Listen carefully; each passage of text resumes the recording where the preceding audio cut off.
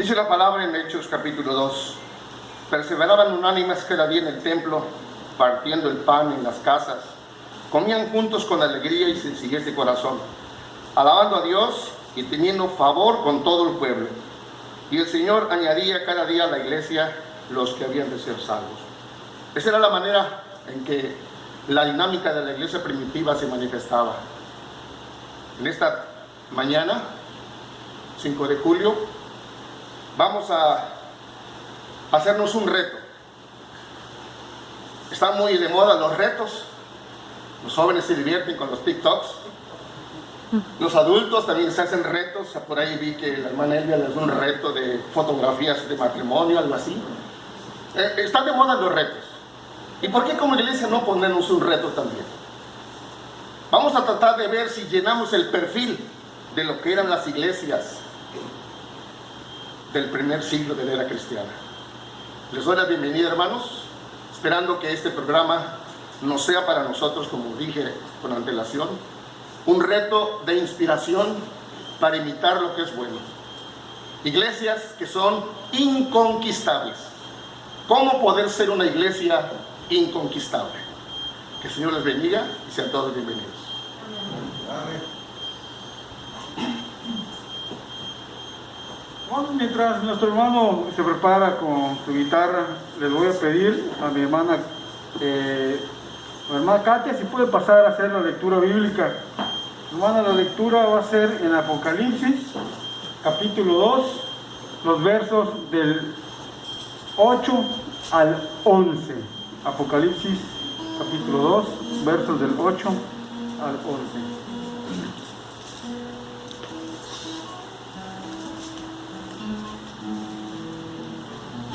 Buenos días, hermanos.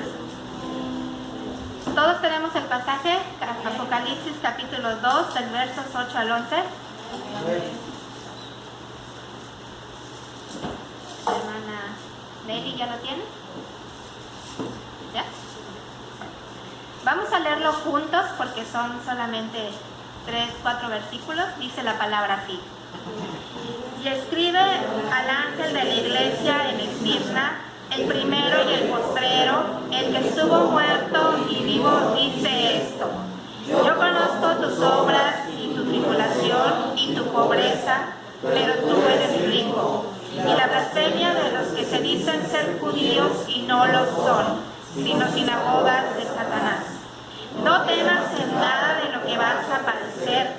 He aquí el diablo echará a alguno de vosotros en la cárcel, para que seáis probados y tendréis tribulación por 10 días.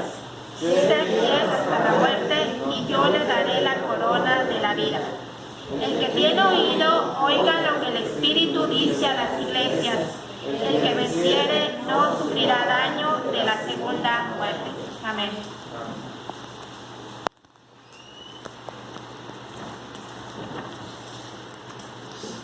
Quiero invitar a mi hermana Mari Echeverría para que nos ayude para dirigir un himno. Así que les voy a invitar, hermanos, a que nos pongamos de pie, y a la hermana para que nos dirija el himno 498. Himno 498.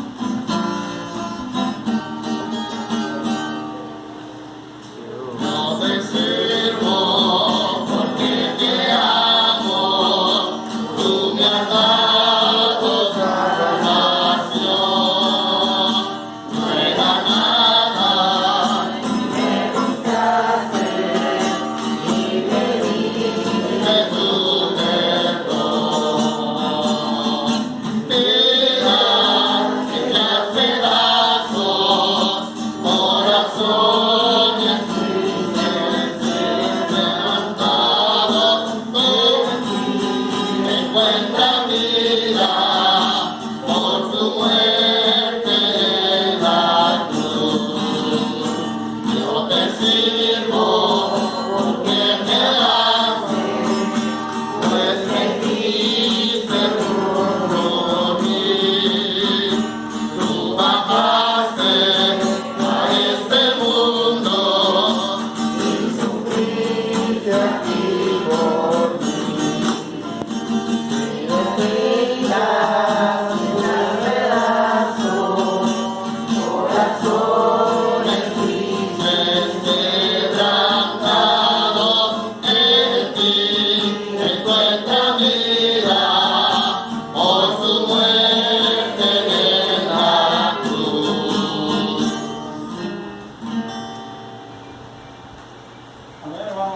estamos de pie, hermanos, les invito también de que busquemos en nuestros himnarios el himno 353, himno 353.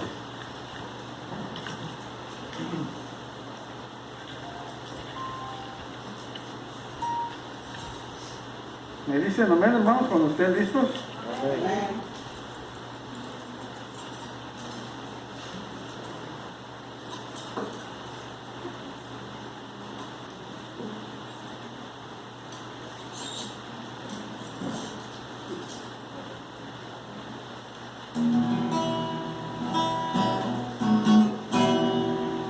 Mandamiento nuevo son, él unos a otros.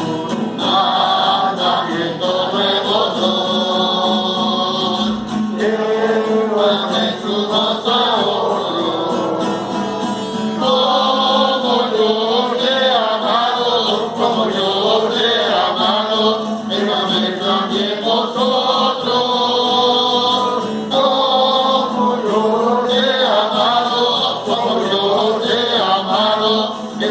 También vosotros, amemos de corazón, no de labios solamente, amémonos de corazón, no de labios solamente, para cuando Cristo venga, para cuando Cristo venga, nos encuentre bien unidos. Para cuando Cristo venga, para cuando Cristo venga, nos encuentre bien unidos. ¿Cómo puedo llorar? Resentido con mi hermano. ¿Cómo puedo llorar? Resentido con mi hermano. Dios no escucha la oración, Dios no escucha la oración, si no estoy reconciliado. Dios no escucha la oración, Dios no escucha la oración, si no estoy reconciliado. Amén, hermanos. Pueden tomar sus asientos. Hermanos, quiero invitarles de manera muy rápida a dos hermanos que deseen poder dar alguna acción de gracias.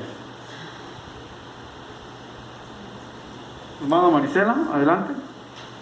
Días, hermanos, Dios les bendiga. Pues doy gracias a nuestro Señor Jesucristo por el hecho de estar aquí en su casa de oración, y también doy gracias porque el día lunes le permitió a mi hija Sofía cumplir un año más de vida, 11 años, y pues Dios la ha mantenido con salud y sigue creciendo ahora sí que en sabiduría, y pues también ahora sí que como todo hijo, ¿no? O sea, en todos los cuidados. Es una niña que me reta mucho como madre, y en el aspecto de la obediencia. Así que doy gracias a Dios por ello, porque Dios me da sabiduría para saberla ahora sí que pues encaminar en los caminos de Dios, en el temor a Dios, en el amor a Dios. Y también doy gracias pues por mis otras dos hijas, que también las han mantenido con salud. Doy gracias porque en el trabajo que hace mi esposo no ha ocurrido ningún accidente, y es por la bendición de Dios que los ha guardado, que los ha librado, porque sí han estado en mucho peligro, pero pues Dios ha sido fiel para con nosotros, y lo reconozco que definitivamente sin Él no somos nada. Es mi gratitud al Señor, hermano. Amén. ¿Alguien más, hermanos, que quiera agradecer a Dios por algo en particular? Hermana Rebeca, por favor, adelante.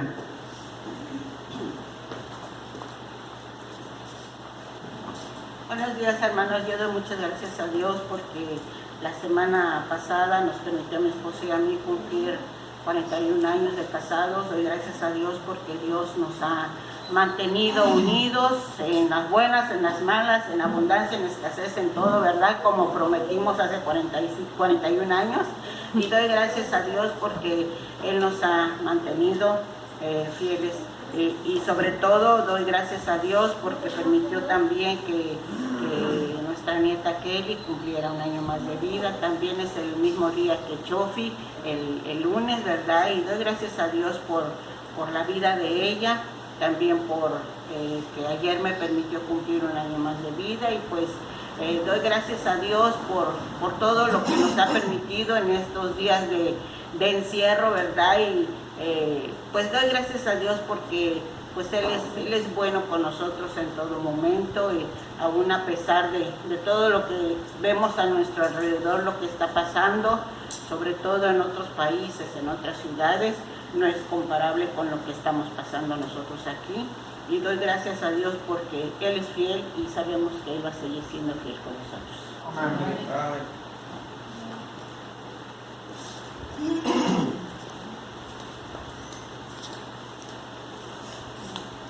Dijeron dos, pero soy el piloncito. Yo también le quiero dar gracias a Dios porque la verdad hace un mes se detectaron por ahí una enfermedad en mi matriz y pues gracias a Dios fue detectada a tiempo, me hicieron la caracterización y estoy muy bien, gracias a Dios. Pero también le quiero dar gracias a Dios por la fe que no ha menguado en mi casa, en mi hogar, con mi esposo, el cuidado que tiene para con nosotros cada día, el pan que no falta en nuestros hogares. Y la verdad, esas son bendiciones grandes que el Señor nos da, ¿verdad? Le quiero dar gracias a Dios también porque mi mamá se puso grave de su rodilla, pero pues gracias a Dios ahí va.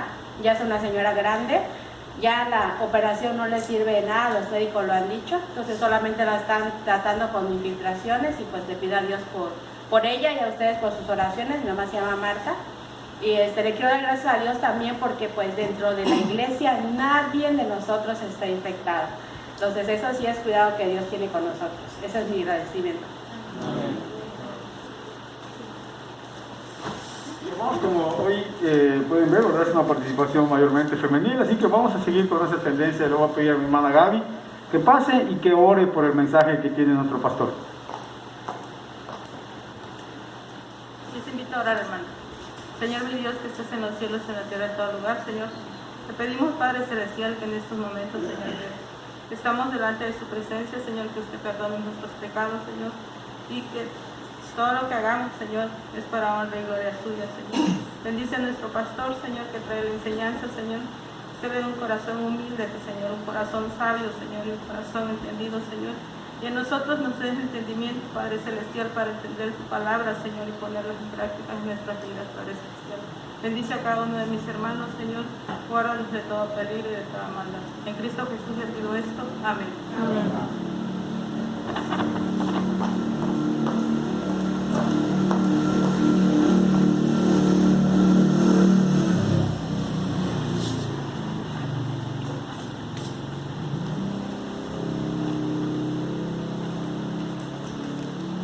Pues quiero pedirles que abran sus Biblias en el pasaje donde se hizo la lectura, que es Apocalipsis capítulo 2. Y como ustedes deben de saber, como buenos estudiantes de la Biblia, los capítulos 2 y 3 son mensajes de parte de Dios a las iglesias de la hoy Turquía o Anatolia o Asia Menor, como usted le quiera llamar. Eran 7 iglesias y cada una de esas tenía sus propios crisis, sus propios retos, sus propias circunstancias que vencer. De las 7 que se mencionan en los capítulos 2 y 3 de Apocalipsis, yo escogí solamente a la segunda iglesia, que es la iglesia de Esmirna. El nombre Esmirna significa amargo, o el que sufre, o el que padece crisis en la vida. Y esto le da a esta iglesia una peculiar característica. es de las iglesias que más sufrimiento han padecido, que más persecuciones han sufrido, y sin embargo se le apremia, se le felicita, se pone como un pedestal de ejemplo a imitar por todas las iglesias en todos los tiempos. El periodo que abarca esta iglesia es los años del año 100 después de Cristo al 350, por ahí así.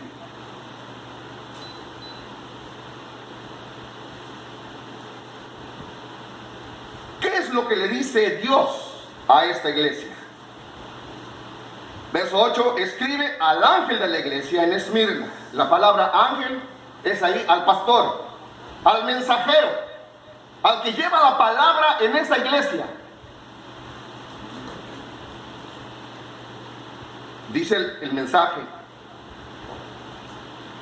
el primero y el último, el que estuvo muerto y vivió, dice esto: yo conozco tus obras y tu tribulación y tu pobreza, pero tú eres rico, y tu sufrimiento, y la blasfemia de los que dicen ser judíos y no lo son, sino sinagoga de Satanás.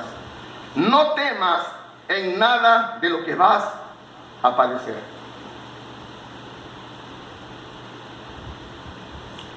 La comunidad cristiana de Esmirna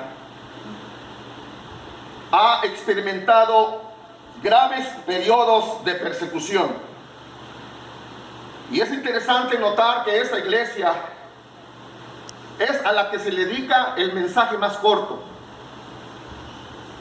No fue una larga predicación del Señor, ni lo que tenía que decírsele, era solamente unas pequeñas palabras, pero que para nosotros significan un gran reto.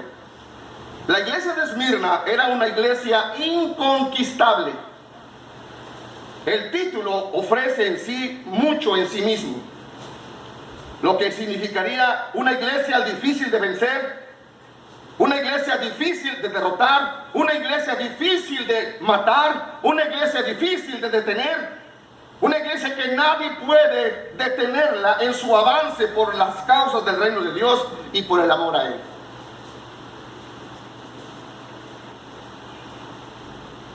Desde los días de Juan, el que escribe Apocalipsis, Juan el discípulo amado, la iglesia cristiana de Esmirna ha sufrido repetidas persecuciones. De los mártires que vivieron en esa localidad, se habla de un ilustre predicador llamado Policarpo. Fue discípulo de Juan el Bautista y más tarde llegó a ser obispo de la iglesia de Esmirna. Él fue quemado vivo en el 155 después de Cristo.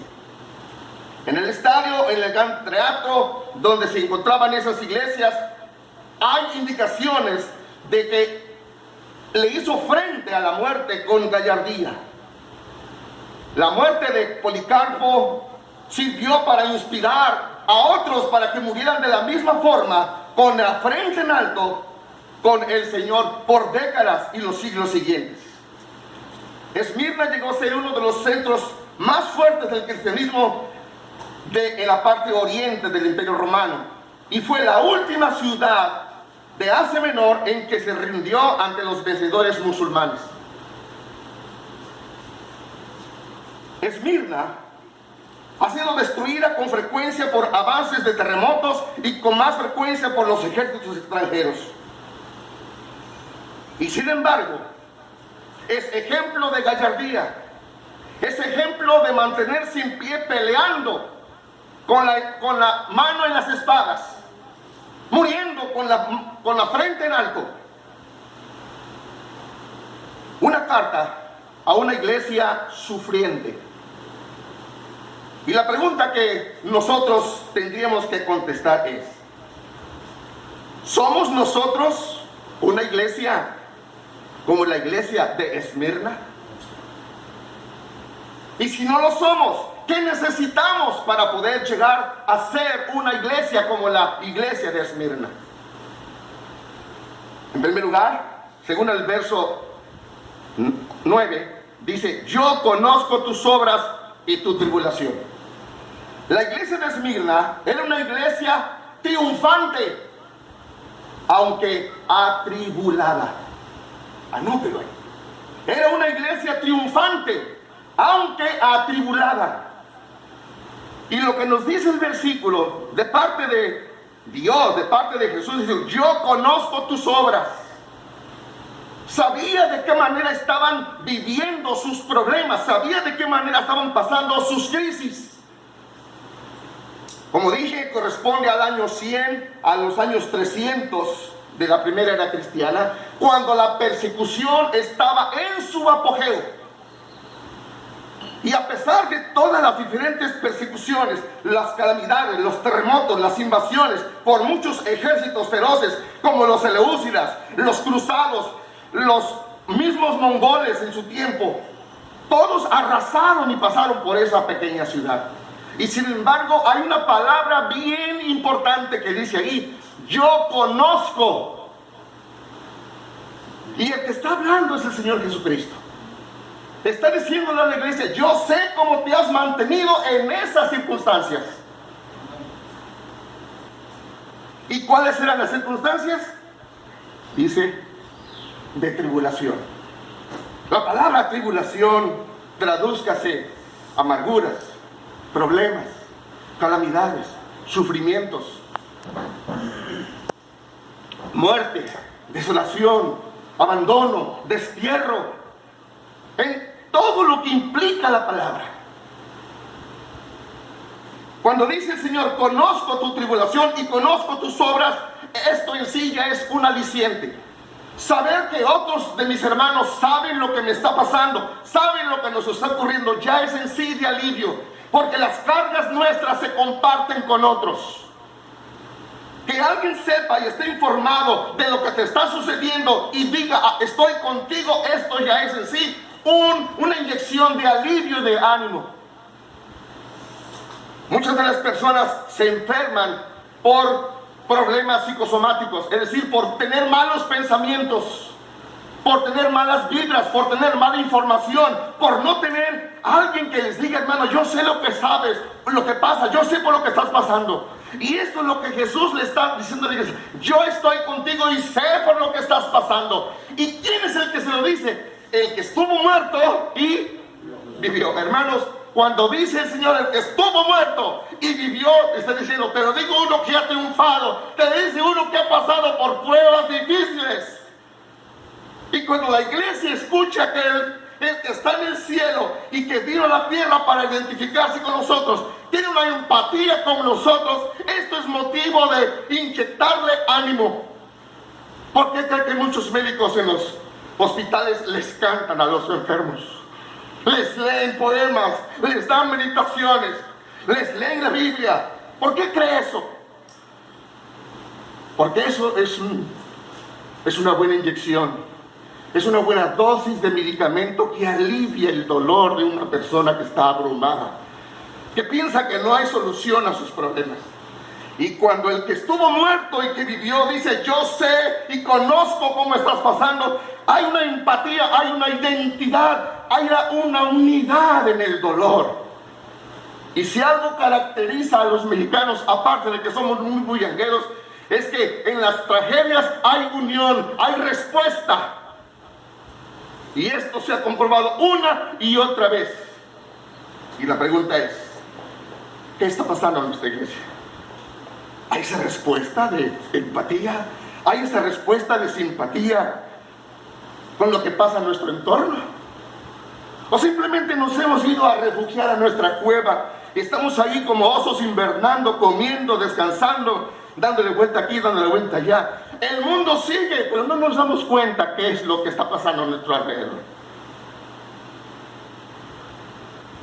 La iglesia de Esmirna fue felicitada porque en medio de las crisis que estaba pasando, no se amilanó, como dirían los chavos, no se amedrentó, sino era una iglesia triunfante a pesar de que estaba pasando por tribulaciones diversas.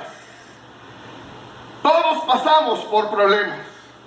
La mayoría de nosotros atraviesa por cosas que ni siquiera pensábamos que podíamos enfrentar. La mayoría de nosotros atraviesa por cosas que ni siquiera pensábamos que lograríamos vencer.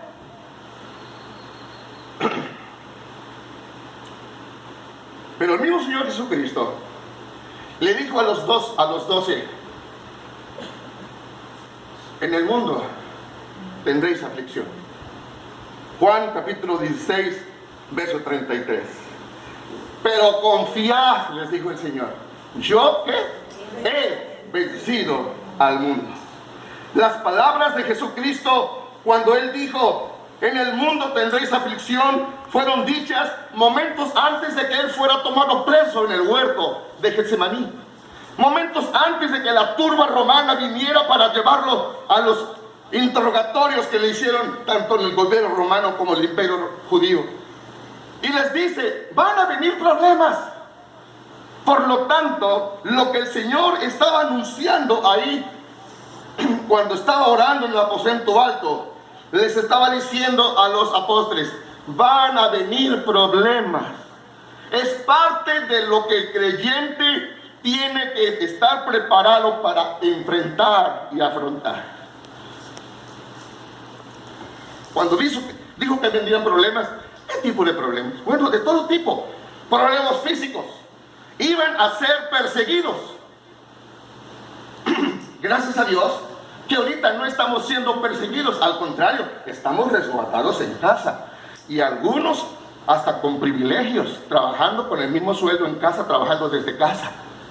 Cosa que antes no se veía. Antes el que no laboraba, pues no había nómina.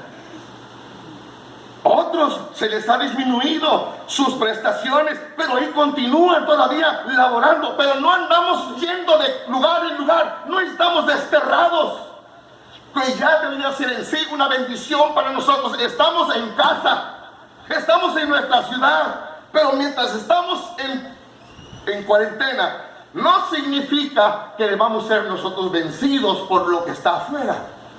Tenemos que vencer con la fe del Señor y con las medidas de prevención recomendadas y salir adelante, enfrentar nuestras tribulaciones. Y eso es lo que decía Dios a la iglesia de Esmirna. Es una iglesia conquistada que está triunfando a pesar de los problemas que tienes enfrente. Yo le aseguro que muchos de nuestros hermanos que estamos enfermos o que tenemos alguna comorbilidad, a pesar de la crisis, tenemos que ir por la masa al mandado, tenemos que ir por la chuleta a la carnicería. A pesar de la crisis, usted ha visto que sus hijos necesitan ya ir a un parquecito, los lleva a pesar de la crisis. ¿Y por qué no como iglesia enfrentar también la necesidad espiritual? Que en la crisis, si tú o tu papá o mamá no han sido los sacerdotes, los pastores, los líderes que tu iglesia necesita y tu casa necesita, ¿por qué no dar el ejemplo de que necesitamos buscar a Dios a pesar de las condiciones que están enfrente? La iglesia de Esmirna tenía que andar huyendo, pero yo le pregunto, ¿habrán dejado de adorar? ¿Habrán dejado de reunirse y de cantar y de cumplir con su propósito de lo que Dios les tenía a ellos? O ya porque estaban en crisis, pues sus bocas se cerraron, sus cantos se escondieron y no había una respuesta proactiva de cristianos funcionando. ¿Sabe qué hicieron? Hechos capítulo 8, versículos 1 al 4. Y dice la palabra de esta manera: y Saulo perseguía a la iglesia, y Saulo consentía en su muerte.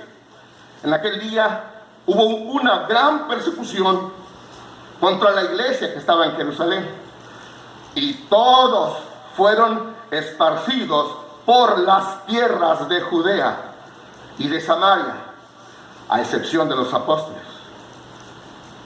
Verso 4: pero los que fueron esparcidos Iban llorando y lamentando y escondiéndose y no haciendo nada por el Señor porque estaban en una crisis en su vida diaria.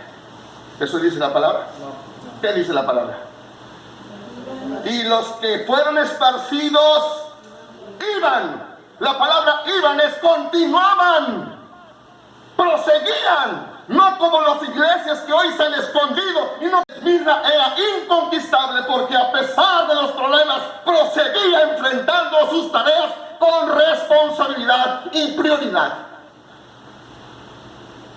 ¿Qué hacemos nosotros, hermanos? ¿Cómo hemos respondido en estos 6, 7, 8 meses que llevamos? Tomamos muy en serio la indicación: quédate en casa, pero ya no te mueves para nada. Te aseguro que sí te mueves para algo. Para muchas cosas te mueves, pero así como te mueves para muchas otras cosas que son prioridad para ti, también muévete para las cosas de Dios, que son antes que esas otras cosas. Era inconquistable porque siguió superando sus problemas físicos, sus problemas emocionales. Hermano, ¿cuánto sufrimiento emocional por causa de la persecución? ¿Cuántos habrán muerto en esas persecuciones? Esteban fue uno de los primeros mártires. A Pedro y a Juan los encarcelaron y los azotaron. Muchos murieron por causa de Cristo. Muchos fueron encerrados en cárceles, en mazmorras, llevados a los circos romanos. Y sin embargo, morían con la fe puestos en el Señor. ¿Se acuerdan de Esteban? Cuando la pedaban, con los rostros al cielo: Señor, no les tomes en cuenta este pecado. Así murió uno de esos miembros de aquella iglesia. Y hoy nosotros, ¿cómo vivimos nuestra fe? Pues no, está difícil. Yo hasta que salga la vacuna voy a la iglesia. Mientras no me muevo. No me muevo. Y esta iglesia, a pesar de los problemas, seguía haciendo lo que tenía que hacer. Reto número 1: seamos una iglesia que sigue trabajando por el Señor a pesar de las circunstancias a nuestro alrededor. Una iglesia que está ahí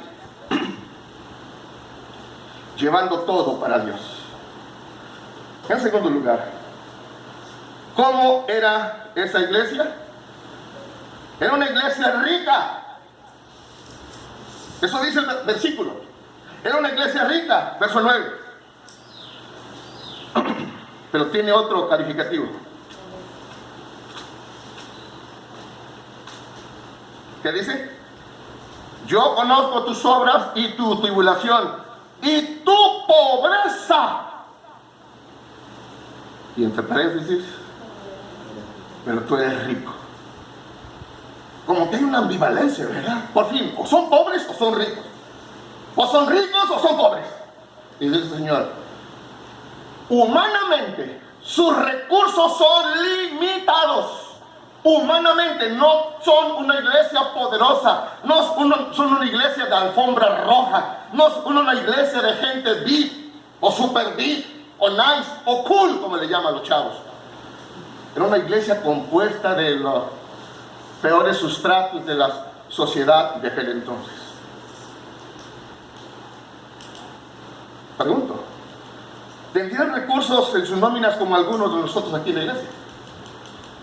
¿Tendrían algunos trabajos tan destacados en la sociedad como algunos de ustedes lo tienen? ¿Sabe qué no abundaba en Esmirna? El hacer alfombras. Eran trabajadores normales de las fábricas. Eran gente como tú y como yo, gentes que vivían al día de lo que les pagaban de sus ingresos diarios por tejer o teñir alfombras. Eso era lo que más predominaba. No había licenciados, no había arquitectos, no había ingenieros, no había doctores, no había maestros, no había gente de profesional.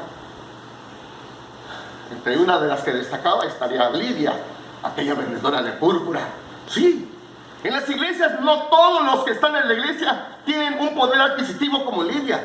Pero hay muchos como Pedro, como Juan, como Marcos, que eran pescadores, gentes que vivían de la pesca, de lo que el mar les daba.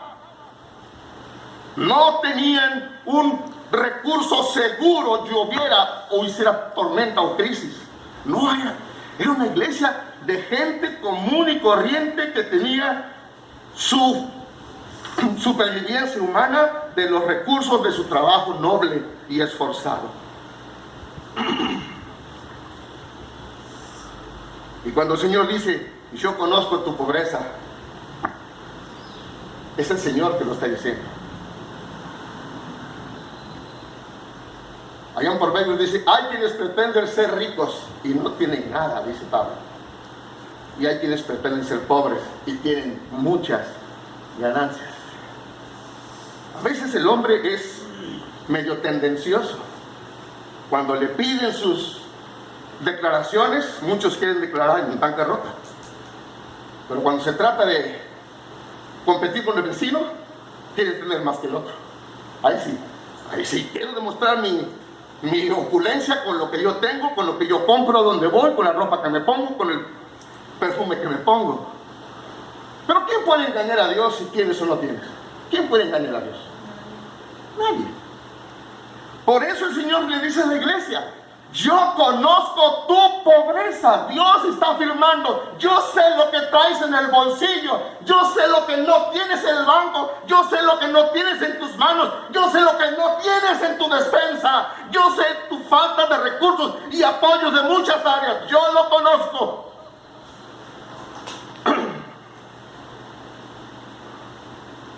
Pero hay otra cosa que no habían dejado de hacer. Seguían invirtiendo la mejor riqueza. Como que parece contradictorio, ¿verdad? Eres pobre, dice, pero eres rico. No es un mensaje en doble sentido, es un mensaje real.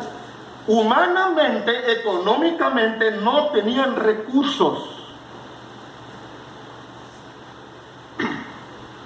Los shekels,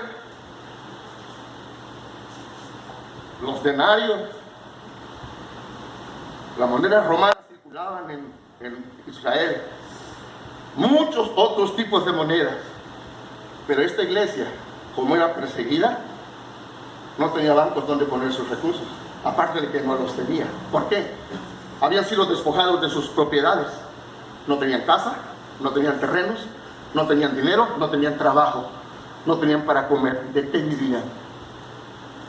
De lo que los cuervos traían para ellos, como el Señor lo hizo con Elías en aquel momento, de la misericordia de Dios. Y déjeme decirle, hermano, Dios siempre ha usado métodos extraños para hacer que sus hijos sobrevivan. En eso se especializa Dios. Cuando pasó la crisis que iban a matar a todos los judíos en el tiempo de Esther, ella dijo, de alguna fuente vendrá ayuda, y yo recurro a Dios que de alguna fuente venga. Dios se especializa en responder de maneras extrañas y en métodos no muy convencionales cuando hay crisis, porque de Él es la obra. Y Dios le dice a esta iglesia, yo sé lo que no tienes en tus arcas. Y si eso se lo dijo a la iglesia de Esmirna, esto se aplica a la iglesia bautista autónoma Alfa y Omega Remanente Fiel. Dios sabe lo que tienes o vas a dejar de tener en tu cuenta bancaria. Dios sabe si tienes tú en casa o no. Y Dios sabe si eres persona que puedes responder o no tienes solamente más que el pan que tienes en tus manos para comer.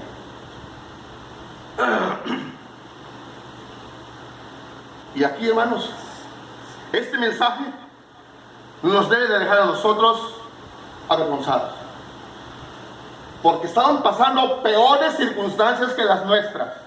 Vuelvo a insistir, peores circunstancias con las nuestras, y a pesar de eso seguían siendo ricos. ¿Ricos en qué?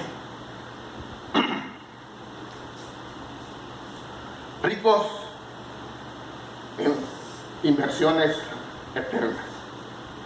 Déjeme decirle que cuando hay crisis en la mayoría de las partes del mundo, y esto no es para avergonzar a nadie, esto es una realidad, los que más responden muchas veces de manera inmediata para apoyar causas de fenómenos que destruyen a otros es la gente con menos recursos. Esto parecería inverosímil, ¿verdad? ¿Cómo es que la gente de menos recursos es la más desprendida? ¿Sabe por qué? Porque ellos han vivido circunstancias donde otros han invertido en ellos. Y ese agradecimiento que han recibido ahora quieren proyectarlo y transportarlo a otros. Y muchas veces la gente rica es más meticulosa, es más medida, es más observadora, es más reservada, hace sus presupuestos, hace sus cálculos y alcanza para todo lo demás. Pero para Dios ya no alcanzó, pues ¿cómo va a alcanzar?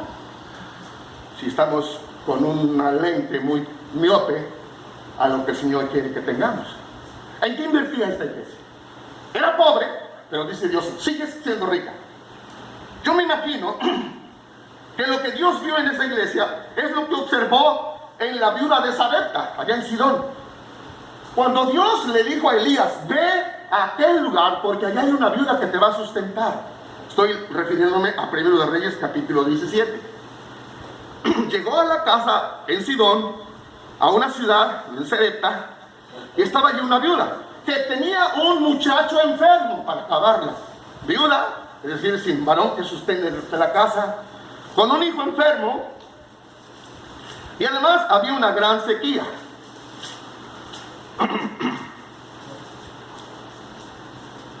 Capítulo 17 de 1 de Reyes, y dice el verso 8. Vino luego la palabra de Jehová diciendo, levántate y vete a Sarepta de Sidón y mora allí. Y aquí yo he dado orden allí a una mujer viuda que te sustente. Elías, tus problemas de recursos para vivir, no te preocupes. Yo ya puse en el corazón de una mujer viuda que te sustente. Entonces, verso 10. Él se levantó y se fue a Sarepta. Y cuando llegó a la puerta de la ciudad, he aquí una mujer viuda que estaba allí recogiendo leña. Y él la llamó. Ven, no tenía ni para el gas, ¿verdad? Mucho menos estufas eléctricas, ni solares. Te ruego que me traigas un poco de agua en un vaso para que beba. Primer prueba. Era tiempo de sequía y le pide agua. Y yendo ella para traérsela, él la volvió a llamar y le dijo, te ruego que me traigas también un bocado de pan en tu mano. Y ella respondió, vive Jehová, tu Dios, que no tengo pan cocido, solamente un puñado de harina tengo en la tinaja y un poco de aceite en la vasija, y ahora recojo 2 leños para entrar y prepararlo, note, para mí y para mi hijo, para que lo comamos y nos dejemos morir. Elías, no alcanza para ti. No puedo darte de comer. Y note el verso. Elías le dijo, no tengas temor, ve, haz como has dicho, pero hazme a mí primero de ella una pequeña torta cocida debajo de la ceniza y tráemelo.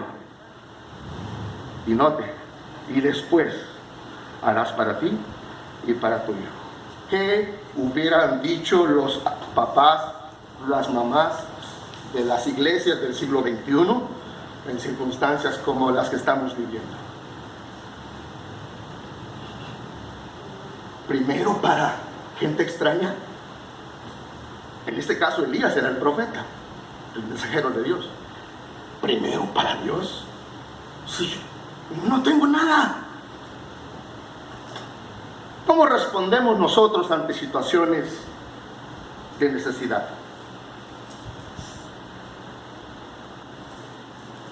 Entérese de que aquella mujer confió en la palabra que le dijo Elías, no temas, no temas.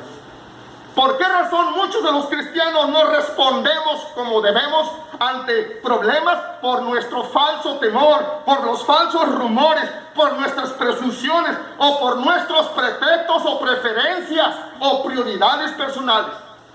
Y Dios le dice a esta mujer, no temas.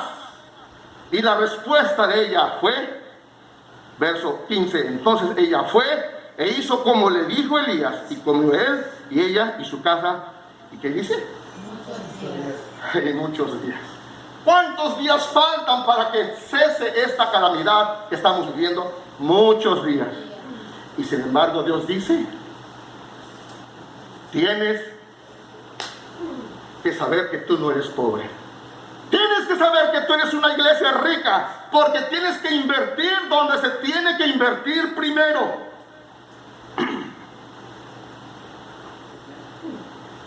A los ojos de Dios, aquellas iglesias eran ricos porque no habían dejado de mostrar amor ante los necesitados, no habían dejado de ser desprendidos, no habían dejado de mantener la unión. Leíamos en Hechos capítulo 4 hace un instante. Todos los días comían el pan mutuamente en las casas y por todo tiempo. Había alegría y sencillez de ¿qué? Sencillez de corazón. Si algo hace falta en nuestras iglesias es sencillez de corazón. Hay mucho humanismo, hay mucho orgullo y mucha vanidad. Tenemos que aprender a ser sencillos y responder de la manera que Dios quiere. Pablo tuvo que exhortar a una iglesia para que aprendiera a responder correctamente en medio de crisis. Segunda de Corintios capítulo 8. Segunda de Corintios capítulo 8. Las necesidades siempre va a haber. Las oportunidades tenemos que aprovecharlas, porque van a pasar de nuestras manos y ya no volveremos a verlas. Dios le dice a los apóstoles, Jerusalén está pasando una gran hambruna, hay pobreza en Israel. Y lo que Dios puso en el corazón de los misioneros es animar a todas las iglesias de las diferentes regiones donde habían sembrado la palabra, a decirles, vamos a unirnos para responder en esta crisis a los hermanos pobres de Jerusalén. Versículo 1. Asimismo, hermanos, os hacemos saber la gracia de Dios que fue dada a las iglesias de Macedonia, que en grande prueba de tribulación, la abundancia de su gozo y su profunda pobreza abundaron en riquezas de su generosidad. Pues doy testimonio de que con agrado han dado conforme a sus fuerzas y aún más allá de sus fuerzas. ¿Qué era el problema? Verso 4. Juntos, pidiéndonos con muchos ruegos que les concediésemos el privilegio de participar en este servicio para los santos. ¿Qué santos? Los santos creyentes de la iglesia judía en Israel. Que había pobreza, había persecución. Ellos estaban pasando por persecución, pero ¿qué están haciendo? De su pobreza profunda, le rogaron a Pablo, le suplicaron que les permitiera ser parte de ese ministerio de ayuda en medio de crisis. ¿Qué dirían las iglesias del siglo XXI? Pero pastor, ¿de dónde usted le va a sacar peras al horno si no tenemos nada? Eso de que no tenemos nada es una mentira, porque no vamos a ser fieles en lo que no tenemos. Debemos ser fieles en lo poco que tenemos, y de ese poco que tenemos somos fieles a Dios del todo. Dios no te va a pedir que le des una ofrenda de 1 millón de pesos cuando tú estás ganando 1000 pesos. Note lo que dice: de lo poco que tenemos, de nuestras pocas fuerzas, quisimos dar más allá de nuestras fuerzas. Era una iglesia que se esforzaba dentro de sus limitaciones humanas.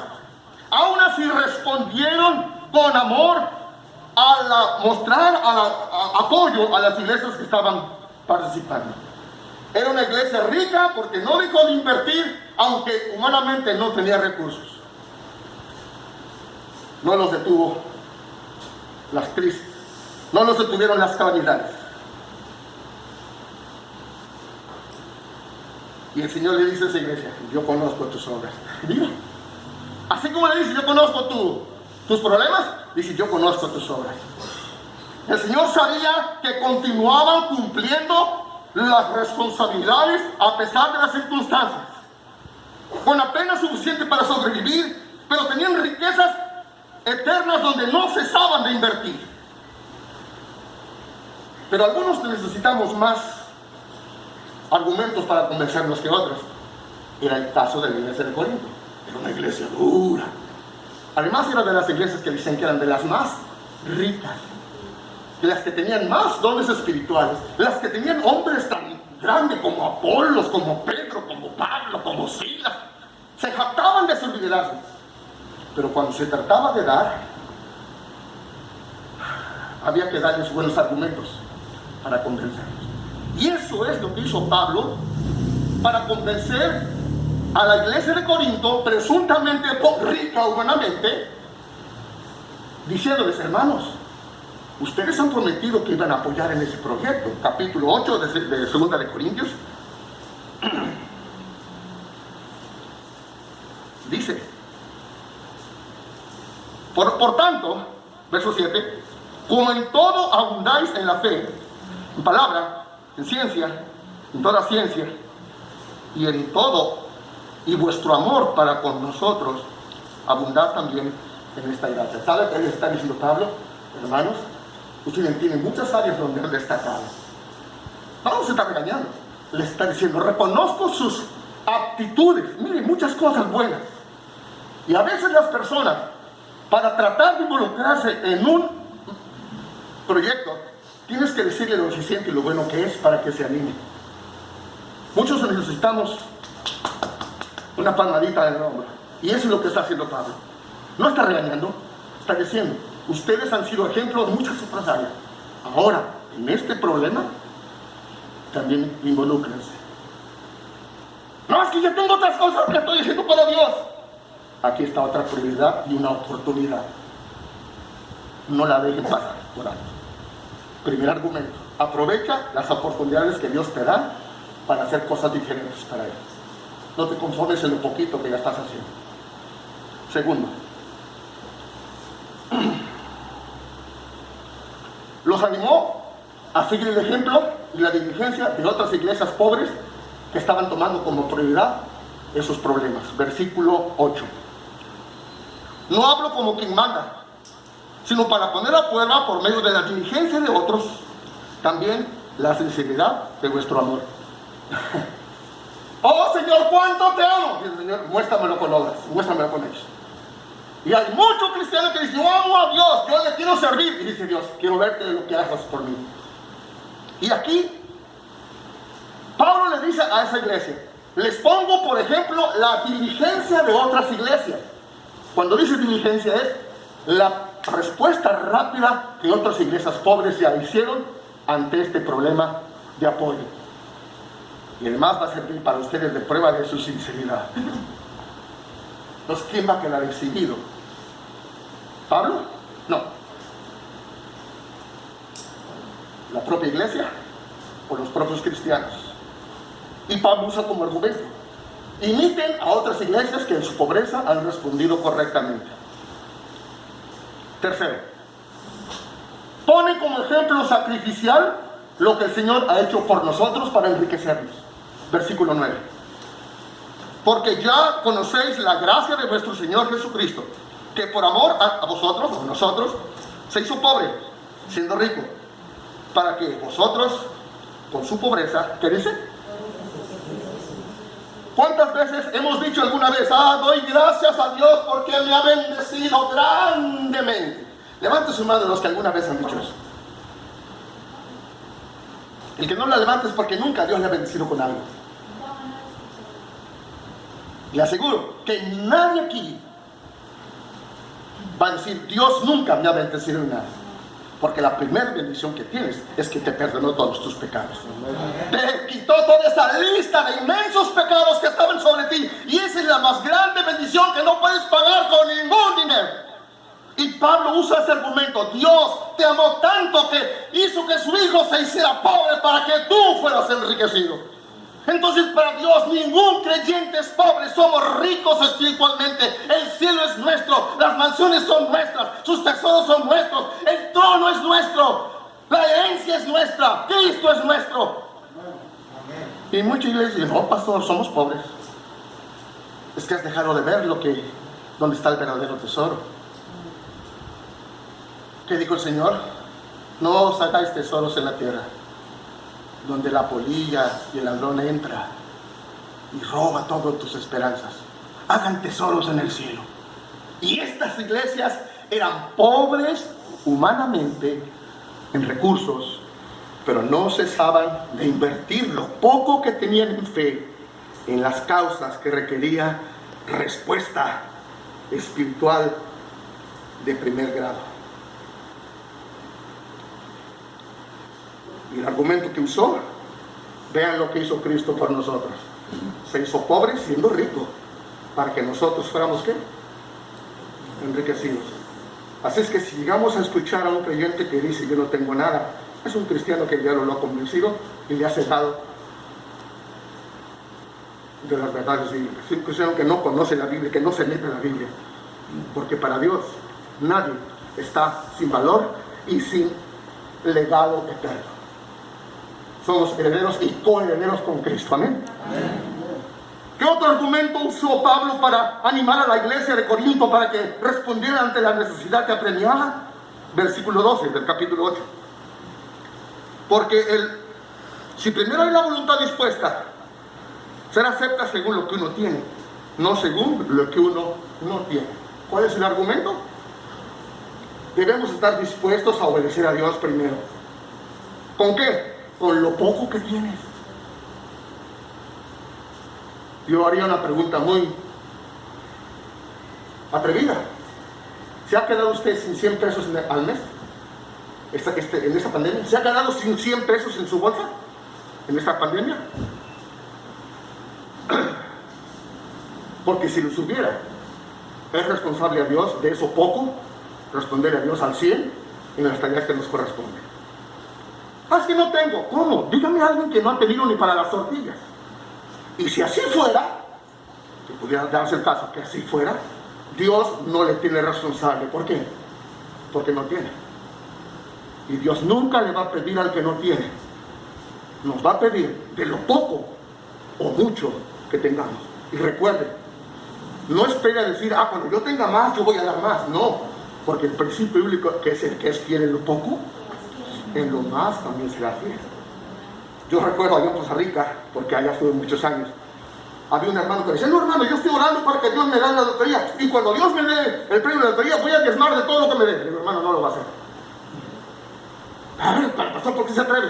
Porque si ahorita usted no es fiel con 1,000 pesos de sus 10,000 que recibe al mes, ¿qué va a hacer cuando Dios le dé 3,000 pesos? ¿No cree que le va a doler más el chanclazo? Así es que, comienza a demostrar a Dios que usted hace su voluntad con lo poquito que tiene. Y Dios premia esa fidelidad de lo poco que tiene. ¿Se acuerda que hay otra viuda que entró al templo para echar ofrendas en los alfolíes? Y el Señor se quedó mirando lo que pasaba. Pasaban los ricos y echaban grandes cantidades, ¿se acuerdan? Pero dice la palabra que echaban de lo que les sobraba. Sí, después de haberse comprado su combo de hamburguesa, después de haberse comprado su tarjeta de Netflix, después de haber pagado la factura del carro, las cuentas del clima, echaban lo que les sobraba. Pero había una viuda que echó 2 blancas, o un cuadrante, que son 3 gramos de cobre de aquellas monedas romanas. Y dice la palabra que echó ¿qué? Todo su sustento, todo lo que ella tenía. Y el Señor dijo, esta dio más que todos aquellos que tienen falta de visión y prioridades equivocadas. Porque no lo daba de corazón, daba de lo que sobraba. Y el Señor no bendijo la grande cantidad de lo que sobraba. Felicitó la entrega total de aquella mujer en lo poquito que tenía. La iglesia de Esmirna era una iglesia que triunfaba porque a pesar de sus circunstancias de pobreza humana, seguía siendo rica en participar en causas que al Señor le glorificaba. Pablo usó otro argumento para animarlos a que dieran. Capítulo 12 de Corintios 13, del capítulo 8, perdón. Dice el versículo 8:13. Pues no digo para que haya para otros holgura y para otros escasez, sino para que en este tiempo, con igualdad, la abundancia vuestra supla la escasez de ellos. para que también la abundancia de ellos supla la necesidad vuestra, para que haya igualdad. Aquí Dios no está diciendo, oh, qué excelente sería que todos los miembros de la Iglesia Bautista Autónoma Remnant tuvieran un salario homónimo, que todos ganaran lo mismo. No está diciendo eso. Ese falso comunismo que se pretendía de que a todos iba a haber igualdad de riqueza, fue una utopía que no ha logrado aplicar ningún país, ningún partido. Pero lo que sí está diciendo Dios quiere que haya ese compromiso de el que tiene compartir con el que no tiene. Y aquí Dios le manda un consejo a las personas que tienen. Primera de Timoteo, capítulo 6, versos 17 y 18. Que era el caso de la iglesia de Corinto. Era una iglesia rica, pero se estaban haciendo los remolones, los que no era seguro invertir en esa área. Y Pablo por eso está usando todos esos argumentos. ¿Qué dice 1 Timoteo 6, 17? Dice,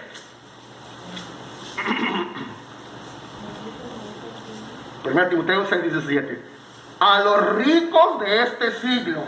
Y hay ricos de hermano, eso no me incluye, ¿cómo no? Si tú tienes un trabajo estable en estas circunstancias, si tú tienes tu cheque seguro, aunque estés trabajando en casa, lo que estés, tú eres más rico que cualquier otro que no tiene ni trabajo siquiera. Eso es para ti. Y dice Pablo, a los ricos de este siglo, manda. Note, manda. ¿Y sabe qué significa la palabra manda? Exhorta. Exígeles. Propónles que no sean altivos, ni pongan la esperanza juntos, sino en el Dios vivo que nos da. Y ahora el 18, que hagan bien,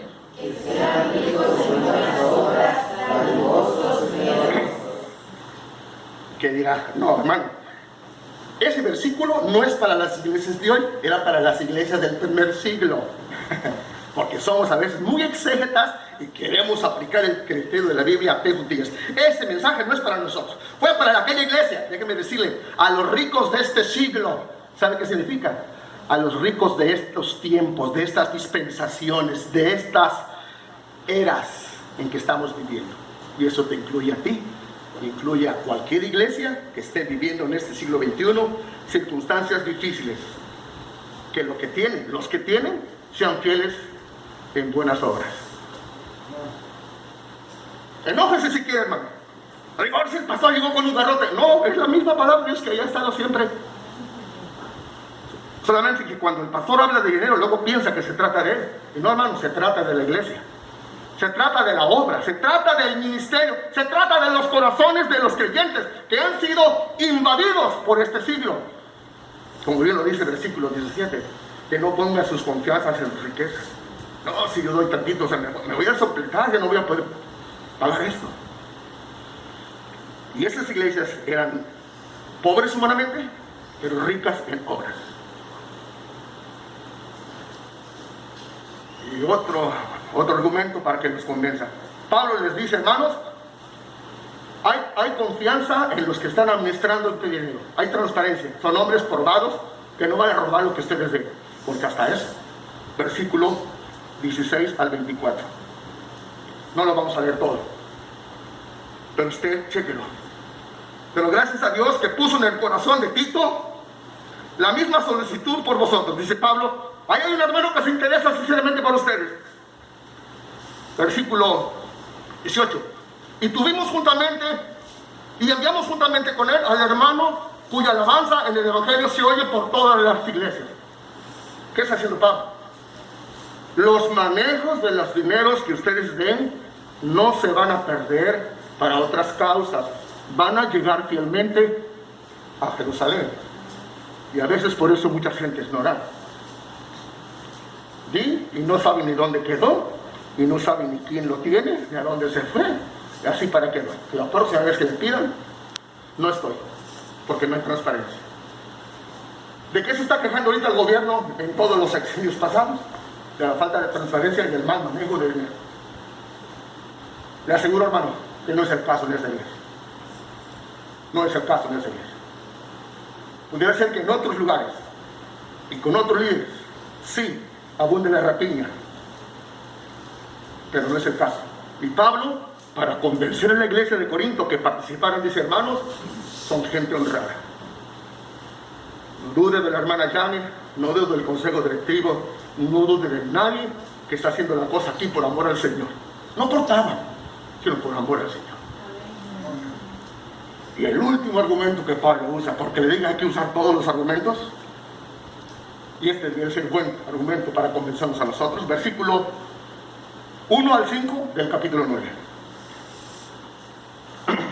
En cuanto a la administración de los santos, es por demás que yo os escriba, pues conozco vuestra buena voluntad, de la cual yo me glorío entre los de Macedonia. ¿Qué dice Pablo? Yo he hablado bien de ustedes a las demás iglesias.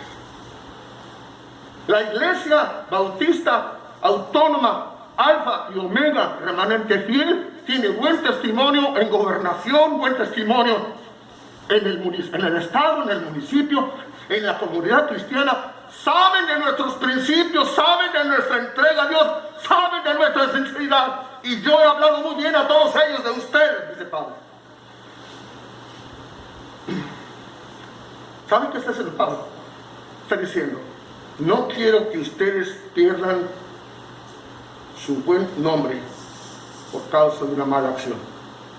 Yo he dicho que ustedes tienen amor por los pobres, y ahora quiero que demuestren que su amor es real, porque yo lo he perdonado al mundo entero. Miren, ese es el argumento de Pablo. Dice: pero he enviado a los hermanos para que vuestro gloriarnos de vosotros no sea en vano en esta parte, para que, como lo he dicho, estéis preparados. No sea que si vinieran conmigo algunos macedonios y nos hallen, ¿qué dice?, desprevenidos, nos avergoncemos nosotros, por no decir de ustedes mismos. ¿Qué es lo que está diciendo Pablo? Pablo está diciendo: yo quiero que su nombre en el cielo se continúe oyendo por los siglos de los siglos, que así como hubo una mujer pobre que gastó un perfume y lo arrojó a los pies del Señor para enjugar con ese perfume, y muchos dijeron: ¡qué desperdicio de ese dinero! ¡Se hubieran dado a los pobres! El Señor dijo: a los pobres siempre los van a tener, pero a mí no. Y lo que esta mujer hizo, dice, va a servir para que se hable de ella por los siglos de los siglos. La iglesia pierde su testimonio cuando es incumplida ante Dios y ante los ángeles y ante el mundo y ante el diablo y ante nosotros mismos, de que no somos lo que pretendemos ser.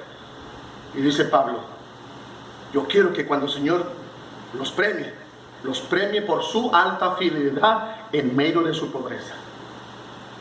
Y finalmente, esa era una iglesia que fue fiel, era una iglesia que fue fiel aunque sufría. Versículo 10 de 2 de Corintios 8, de Apocalipsis 2. Leemos el versículo 10. ¿Juntos? No temas en nada de lo que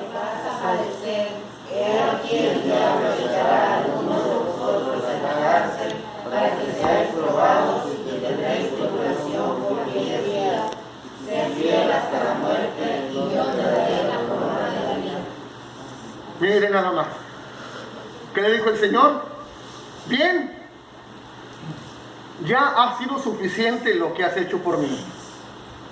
Ya hiciste demasiado. Ya probaste que aunque eres pobre, sigues siendo rico. Ya probaste que aunque eres una iglesia triunfante, pero sigues pasando problemas. Yo creo que ya es tiempo de que te sientes. ¿Qué dice el Señor? No temas. Vienen más problemas. Porque dice: el diablo echará en la cárcel a algunos de vosotros. Yo no sé si está hablando de los pastores, porque hoy hay amenaza para los pastores si predican las cosas que contradice la biología de género. Hoy hay en cierne leyes que están perfilándose a echar a la cárcel a los propios padres de familia cuando estén enseñando valores cristianos diferentes a la biología de género. Yo no sé si esto se está refiriendo a cosas que aún todos lo vemos que vendrán. Y dice, vendrán 10 días más de tribulación. No sé si se refiere a unos meses más o algunos años más de la pandemia. Pero ¿qué vamos a hacer? ¿Llorar? ¿Seguir encerrados? El Señor dice, no temas. Continúa siendo fiel, continúa siendo leal al Señor, porque eso es parte de lo que Dios quiere para todos los cristianos. Termino con 2 Timoteo 3:12. 2 Timoteo 3:12.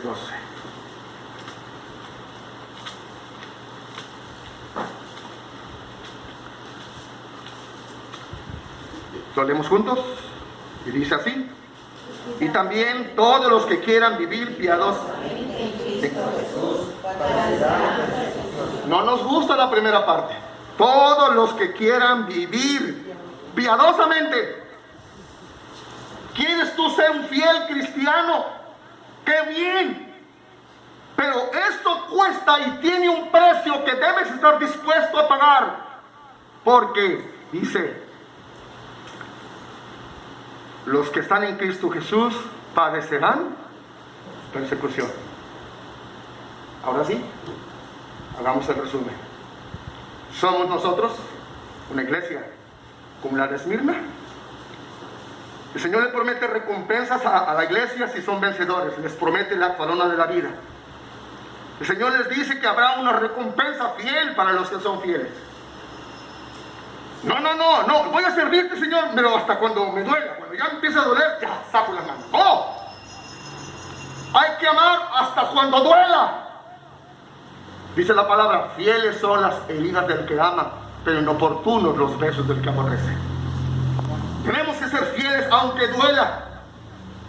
El servir a Cristo trae recompensas grandes. La iglesia fue destinada para pasar por estas etapas, pero el Señor ha dicho, no estás solo, yo estoy contigo. Padre, te agradezco que nos has dado en esta mañana la oportunidad de verte a ti animar a una iglesia pobre, una iglesia pequeña, pero una iglesia que hacía grandes cosas con lo poco que tenía para ti, probando su fidelidad y el amor a ti. Ayúdanos a hacer una iglesia de ese calibre, de ese tamaño.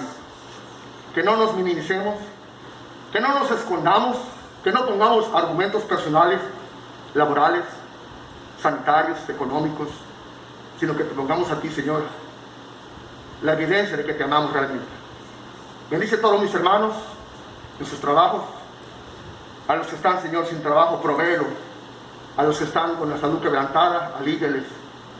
A los que están pasando alguna decepción, sé tú su consolador. A los que están necesitando consejo, sé tú su paracleto, Señor, el que les dé la palabra que anime sus vidas.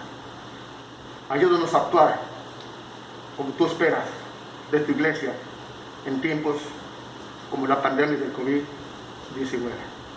Ayúdanos a darte buenas cuentas y que la gente en Playa del Carmen oiga y sepa que hay una pequeña iglesia en Forjadores 23 Sur que a pesar de todas las circunstancias no deja de amarte y no deja de funcionar en lo que les has pedido que hagan.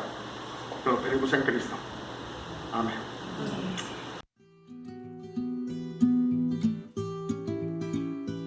Un día, una pequeña abertura se produjo en un capullo. Un hombre se sentó y observó a la mariposa por varias horas, mientras ella se esforzaba para atravesar aquel pequeño agujero. Parecía que había hecho todo lo que podía, pero no conseguía agrandarlo. Entonces el hombre decidió ayudar a la mariposa. Tomó una tijera y abrió el capullo. La mariposa pudo salir fácilmente, pero su cuerpo estaba marchito, era pequeño y tenía las alas arrugadas. El hombre siguió observándola porque esperaba que las alas se desarrollaran para ser capaces de soportar su cuerpo. Pero nada ocurrió. En realidad, la mariposa pasó el resto de su vida arrastrándose con un cuerpo marchito y unas alas encogidas. Nunca fue capaz de volar. Lo que el hombre en su gentileza y voluntad de ayudar no comprendía era que el capullo apretado y el esfuerzo necesario para que la mariposa pasara a través de la pequeña abertura era la forma en que Dios hacía que el fluido del cuerpo de la mariposa fuese a sus alas, de tal modo que ella solo estaría lista para volar una vez que se hubiese liberado del capullo. Algunas veces el esfuerzo es exactamente lo que necesitamos en nuestra vida. Si Dios nos permitiese pasar por nuestras vidas sin encontrar ningún obstáculo, nos dejaría limitados. No lograríamos ser tan fuertes como podríamos haber sido. Nunca podríamos volar. Pedí fuerza y Dios me dio dificultades para hacerme fuerte. Pedí sabiduría y Dios me dio problemas para resolver. Pedí prosperidad y Dios me dio un cerebro y músculos para trabajar. Pedí valor y Dios me dio obstáculos para superar. Pedí amor y Dios me dio personas con problemas a las cuales ayudar. Pedí favores y Dios me dio oportunidades. Yo no recibí nada de lo que pedí, pero he recibido todo lo que necesitaba. Vive la vida sin miedo, enfrenta todos los obstáculos y demuestra que puedes superarlos.